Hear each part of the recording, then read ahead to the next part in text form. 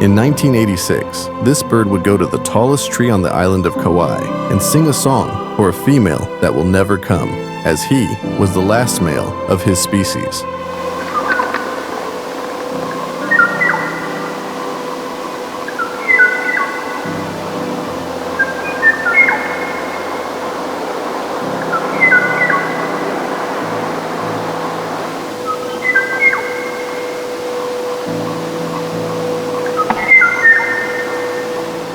A Hawaii native would capture the last known recording of the Kauai ʻōʻō bird song in 1986. Just a year later, the bird was labeled extinct. The bird would go extinct primarily due to habitat destruction, predation by invasive species like rats and cats, and diseases introduced by mosquitoes, which devastated its population in Hawaii.